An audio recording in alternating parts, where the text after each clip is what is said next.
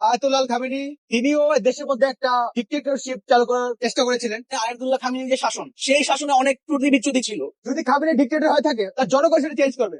মার্কিন যুক্তরাষ্ট্রের তো কোনো এখতিয়ার নাই যে অন্য দেশে গিয়ে তার সার্বভৌমত্ব ভেঙে গিয়ে লঙ্ঘন করে গিয়ে সেটা করবে, ওই দেশের প্রধানকে মেরে ফেলবে। ইরানে আয়াতুল্লাহ খামেনির যে শাসন, সেই শাসনে অনেক ত্রুটি বিচ্যুতি ছিল। সেখানে নারীদের অধিকার নিয়ে নারীরা শঙ্কিত ছিলেন, সেখানে মানুষজন তাদের কথা বলার স্বাধীনতা ছিল না।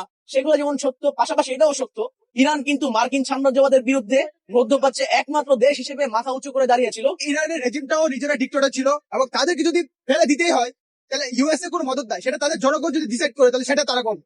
ইউএস কে তো কোনো ইচ্ছা দেওয়া হয় নাই যে একটা স্বাধীন রাষ্ট্রকে এভাবে অ্যাটাক করা। ইরানে যে বাস্তবতা চলছে সেখানে ইরানের শাসক কে হবে বা ইরানের শাসক কতটুকু যোগ্য বা জনগণের কাছে তিনি কতটুকু গ্রহণযোগ্য সেটা নির্ধারণ করবে ইরানের জনগণ। আয়াতুল্লাহ খামেনির যে শাসন, সেই শাসনের ভুল ত্রুটির সমালোচনা করেই বলতে চাই, আয়াতুল্লাহ খামেনির পাশাপাশি আমেরিকার বিরুদ্ধে, ইসরায়েলের বিরুদ্ধে তার যে অবস্থান, সেই অবস্থান মার্কিন সাম্রাজ্যবাদ এবং সারা বিশ্বব্যাপী সাম্রাজ্যবাদ শক্তির বিরুদ্ধে একটা ভালো দৃষ্টান্ত ছিল।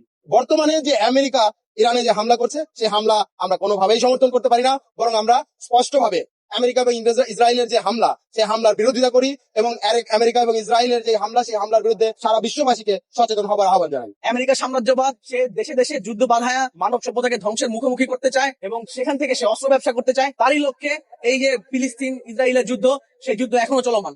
আমেরিকাই মূল বা জনগণের শত্রু, ফিলিস্তিনের শত্রু, মানব সভ্যতার শত্রু। আমরা যেটা দেখতে পাই, ইউএসএ এই যে অযাচিত কোন রাষ্ট্রের সার্বভৌমত্ব লঙ্ঘন করে ঢুকে পড়ে তাদেরকে আধিপত্য বিস্তার করা, সেটা একটা আঞ্চলিক ভয়াবহ অবস্থা সৃষ্টি করে।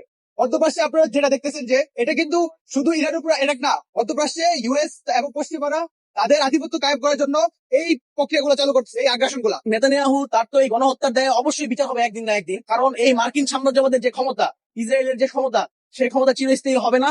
সারা বিশ্ববাসী এই গণহত্যার বিরুদ্ধে ঐক্যবদ্ধ, এবং আপনারা সবাই জানবেন ইসরায়েলের নিজের দেশে এই নেতানিয়াহুর যে গণহত্যা, তার বিরুদ্ধে অহরহ প্রত্যেক দিন প্রতিরোধ হয়। ইসরায়েলের মানুষজন যারা এই গণহত্যার বিরুদ্ধে, তারাও মাঠে নামছেন। আমেরিকার মানুষজন মাঠে নামছেন, যারা এই যুদ্ধের মদত দিচ্ছে, যুদ্ধ ঘটাচ্ছে।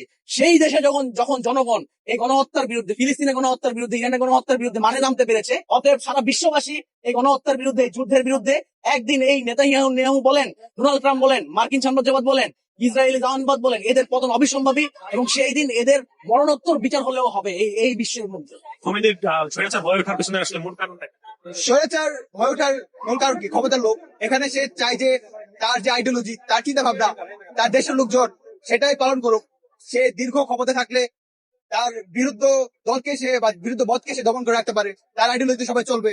এগুলোই তো মানে মূল কথা, ক্ষমতায় থাকতে চাওয়া। ক্ষমতা থাকলে বা ক্ষমতায় থাকার জন্য সে আইডিওলজি, অস্ত্র সব ব্যবহার করে। তো একটা ডিক্টেটর হয়ে ওঠার এটাই প্রক্রিয়া, যে সে তার আইডিওলজিটাকে সুপিরিয়র ভাবে এবং অন্যের উপর চাবি দিতে চায়। তো এটাই একটা ডিক্টেটরের প্রধান বৈশিষ্ট্য, সে পাওয়ার জেনারেট করতে চায় বিভিন্ন শাখা প্রশাখার মাধ্যমে, এবং সে নিজেকে সুপিরিয়র ভাবে এবং তার এইসব চিন্তা ভাবনা সে সমাজে বিভিন্ন অ্যাপারেটাসের মাধ্যমে ছড়ায় দেয়। তো এটাই একটা ডিক্টেটর হয়ে ওঠার প্রসেস। গত 75 বছর যাবত ফিলিস্তিনে যে গণহত্যা চলছে, সেটা তো একটা জায়নবাদী গণহত্যাকারী ইডিওলজি। নেতানিয়াহু তো সেই জায়নবাদী ইডিওলজির একজন ধারক বাহক। সে তো হত্যা করবে, কিন্তু সে যে হত্যা করতে পারছে এতগুলো মানুষকে, তার পিছনে যে কারণ, সেটা হচ্ছে আমেরিকা। মধ্যপ্রাচ্যে তাদের একক আধিপত্য এবং তেলের নিয়ন্ত্রণের জন্য তারা মিলে এটা করে থাকে। তো এটা একটা সাম্রাজ্যবাদীদের আচরণ। তারা তাদের হেজিমনিটাকে ক্রিয়েট করার জন্য, তারা বিভিন্ন বেস করে অস্ত্র ব্যবসা করার জন্য তারা এই ধরনের ফাংশনগুলো চালু করে।